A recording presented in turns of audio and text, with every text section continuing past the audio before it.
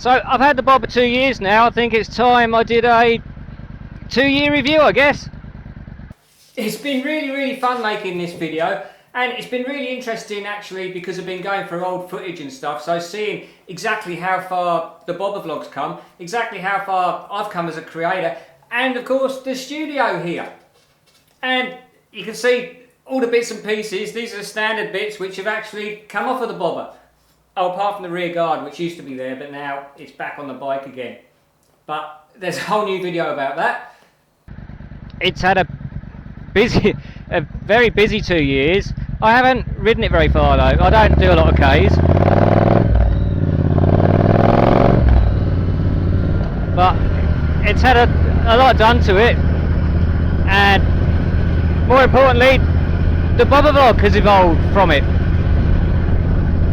When I first started working on the bike, I thought the black paint on the engine and everything was going to be a bit of a nightmare for working on it, trying not to scratch it and stuff like that. But as it happens, it hasn't been too bad at all.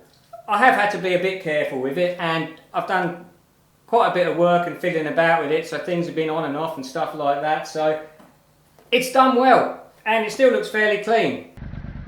I actually traded my Thruxton R in for the bobber because the Thruxton R hurt my body to ride it after a short period of riding.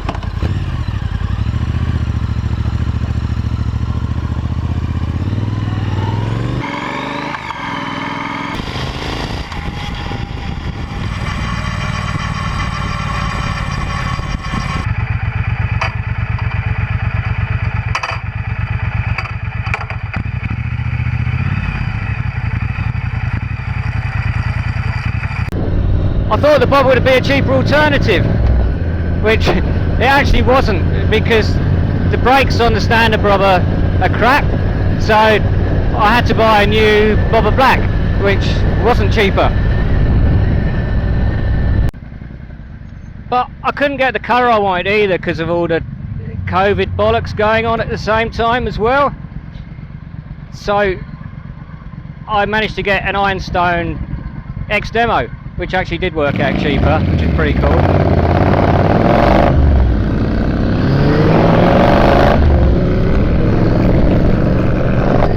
I like this bike in front, that's pretty cool. So as it happens, it doesn't really matter what colour I got anyway, because it's now painted. I painted it red because the Ironstone, it didn't really pop in videos, especially the drag racing videos.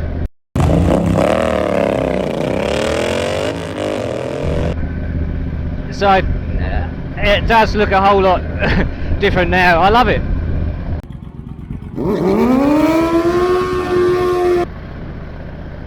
But one of the very first things I did when I got it was I messed about with handlebar position, seat position and shifter and that sort of thing to try and get it to fit me a bit better, but it was way comfier than the Thruxton already. I'm still messing about with the seat position now. I still haven't found a good place for it. I'm actually riding to my day job now with the seat fully back. I drilled the extra hole out, but now I'm stretching a little bit to reach the bars, so I'm thinking about getting some bar risers to bring the bars back, because it's way more fun cornering like this.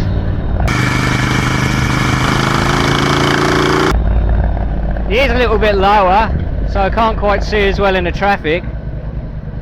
It's not very easy to see in the traffic, on the bobber anyway, because it's low. But it's pretty good because it fits through the traffic really well, especially with the mirrors stuck down here like this. You don't tend to hit car mirrors with them. The bike didn't really need anything doing to it straight out of the box. It was awesome. The exhaust note was awesome, but it was a little bit too quiet. So first thing I did was the X pipe, and it didn't really sound very nice. It was louder, but it was fluffy and raspy. It didn't sound very nice. So then I put I made an exhaust system for it out of some old Norton exhausts.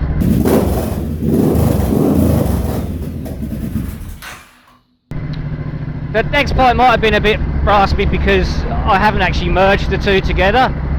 I've kept them separate because I wanted a little bit more top end power.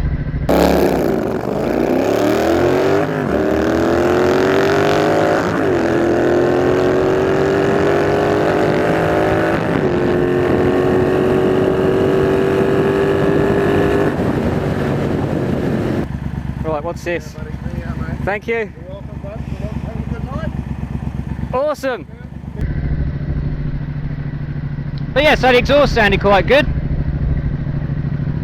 I didn't really like the long mud guards either, so the rear guard on this bike has been through a lot of changes, so I'm going to do a separate video just on what's happened to the rear guard over the last 2 years. I made a little shorty guard for it, which was awful in the rain, and so I've got a bit of a longer one now, which is quick release, and it gives it a nice race look. So I prefer the race look, modern look, rather than vintage brown leather sort of thing a lot of people do. Which is why I've got the aluminium wiring covers on it when I did the airbox delete, instead of one of them leather things. The idea behind the quick release front guard was I've got a fairly short one on it at the moment, and putting it on Zeus fasteners I could actually quickly release it and put a longer one on for like rainy days. Not that I ride in the rain anyway, I absolutely hate it. Right, we interrupt this video for a news flash. The Bobber Vlog is now on Instagram, so you can check it out in a link below this video. In fact, there'll be a link to all the stuff I do down there, so go check it out. And now back to the video. You can probably see my fuel lights on now too. I thought the little tank was going to be a problem, but it's not a problem at all, because when you're actually on a big ride it uses all fuel.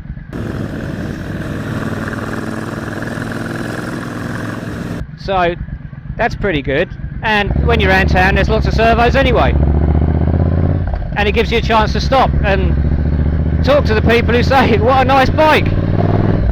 Because a lot of people think it's an old bike, when really it's only 2 years old. What sort of bike's that? It's a Triumph Bobber, 1200. Triumph? Yeah. Yeah. Nice bike. It's good fun. Yeah, and I had to make some exhaust baffles for it as well, because the exhaust was sounding awesome and it was quite loud and everything. And it's quite loud. But the local coppers up the mountains have got a bit of a vendetta against loud exhausts, so they didn't like that too much. So I made some baffles, which are pretty cool. That was fun. And I might even make that adjustable. That's for another day. Oh, the tyres. I've just put a new rear tyre on it, because the original tyre, I've only done 20,000 Ks.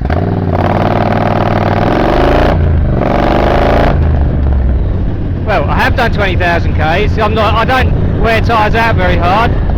I don't weigh a lot and I don't really abuse them. And it really grips well as well. So I went for the Avon Cobra again. But this time I went for a 180 70/16 instead of a 150. 6.5, 16 I think. And it's a little bit taller geared, but it certainly looks a lot better. There's a whole nother video about that. And of course, I did the D&K Tuneworks early on as well, and actually did some comparisons with that on the drag strip compared with standard, and it actually went a bit better. It actually revs to 7,200 now instead of 6.5, so that was a really worthwhile modification. I was pleased about that. But after 2 years, I get bored of things very quickly, but after 2 years I still love this bike just as much as when I first got it, probably even more actually. It's the most fun bike I've ever had. It's not the most powerful, but it's the most fun. And there is some big plans for more power in the very near future, especially now it's out of warranty. The first proper ride I had on it, I really noticed the rear suspension. The standard rear suspension's awful. It's way too hard. And my arse was actually leaving the seat. So I really wanted to sort this out and sort of looked into what other shock absorbers would fit, because the Bobber Vlog's not about chucking money at stuff, and uprated shocks for the rear of these are pretty dear, I reckon.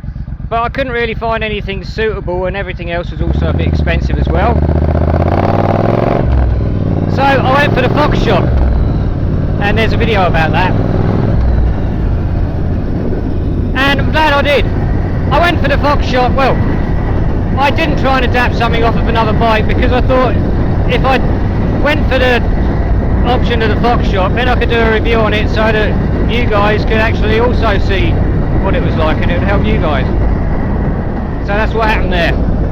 I'm actually making these bits of the video riding on my way to my day job, because I may as well, I've got nothing better to do, and a lot of the time I'm going slow, so the audio is a lot better, because I still haven't managed to sort out any decent audio for when I'm riding. And time is a precious commodity. It's one of the most precious commodities we have, so if you can use your time wisely, you're on to a winner. I did actually mess about with flipping the links, like people have suggested, to make suspension a bit better, but it didn't really make a lot of difference. It might have made a bit of difference with ground clearance and stuff like that, but to be honest, I thought it made it a bit harsher.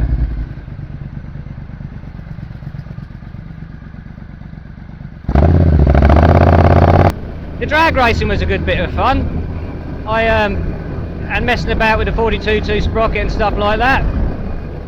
I determined that the standard gearing is the best gearing for drag racing. It's actually, I need to actually try it again now, because I've got a new rear tyre on it and it's a bit taller geared.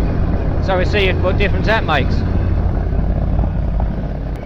But I haven't been drag racing for a while because I haven't really done any mods on the bobber which should make much difference. So just doing it for the sake of it, it's not, I do enjoy it, but I always need to be progressing and getting better. So it gets a bit boring when you're doing the same thing over and over again. As far as reliability goes, I've had no issues with it whatsoever. I haven't even had to charge a battery. But I do live in a country where you ride all year round, so it doesn't get parked up over the winter and stuff like that. I said I haven't had any reliability issues with it, but actually that's not true. I have. The little rubber thing on the gear shifter rubbed through. This little guy here, look. And one of the brake pads is wearing a little bit more unevenly than the others, I found out from when I had it serviced. The oil cap was an issue. If anyone's had a new Triumph, they understand the first time you want to put oil in it, what a nightmare that can be. So, in conclusion, this is the best bike I've ever had. It's the most fun bike I've ever had. It's not the most powerful, but it's absolutely awesome. And I'm really glad I traded the Thruxton R in for it, which I thought I was going to regret. But I can ride this for hours without having any pain. And I think I can actually ride this faster through bends than I can a sport bike anyway. If you're thinking about buying a bobber, then I highly recommend it. So if you want to know what else I've done to it, feel free to comment. Or if you've got a bobber, comment on what you like about your bobber. Or if you want to buy a bobber, if you want to know anything about a bobber, or just comment about anything and I'll get back to you. So in general, the bobber is an awesome fun bike. And I think what most people like about the bobber is you can make it individual to who you are. And for me, that's a big part of having a bike, is making it my bike. So plans for the future, the wheels are in motion now for a lot more power out of it. So there'll be a lot of content to do with that and developing the bobber, and it will be back on the drag strip again to see how I get on. So, have a great day.